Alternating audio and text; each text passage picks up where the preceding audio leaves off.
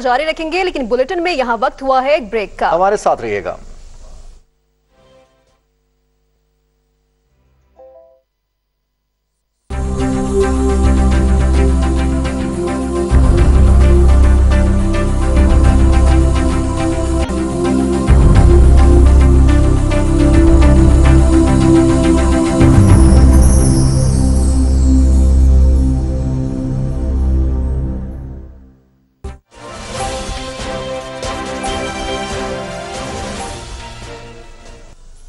और जर्मनी के शहर फ्रैंकफर्ट में पाकिस्तान के यौम आज़ादी के सिलसिले में रंगारंग तकरीब हुई। तफसील जानेंगे जर्मनी से हमारे नुमाइंदे शबीर अहमद खोखर की इस रिपोर्ट में।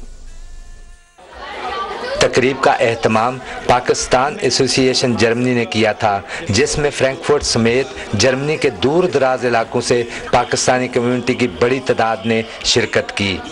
दियारे गैर में बसने वाले जितने भी लोग हैं वो चाहते हैं कि हमारा मुल्क तरक्की करे, हमारे मुल्क में अमन हो। एक यूनिटी का एहसास हुआ है जो कि आई थिंक उसकी बहुत अशद ज़रूरत है। आजकल प्रदेश में इस चीज़ की बहुत ज़रूरत है कि हम अपना कौमी दिन जो है इसी तरह पुरजोश तरीके से मनाएं। तराने गा रहे हैं, अपने मिली नगमे गा रहे हैं, खुशी का इज़हार कर रहे हैं, बच्चों ने पाकिस्तानी कपड़े पहने हुए हैं। तकरीब के मेहमान खुसूसी consul general of Pakistan Nadeem Ahmad ने खिताब करते हुए कहा कि आज़ादी का असल मकसद हासिल करने के लिए हमें मिलजुल कर कोई काम करना होगा। यहाँ जर्मनी में रहते हुए वो पाकिस्तान को ना भूलें, तो ये पाकिस्तान से उनकी मोहब्बत और पाकिस्तान से ये जो लगन है उसके लिए ये पाकिस्तान कम्युनिटी यहाँ पर ये तमाम माँ बाप काबिल तहसीन है। पाकिस्तान एसोसिएशन जर्मनी के सदर सैयद वजीउल हसन ने कहा कि आज़ादी का असल मकसद हासिल करने के लिए हमें सियासी और ग्रोही इख्तलाफात से बालातर होकर पाकिस्तान को खुशहाल बनाना होगा।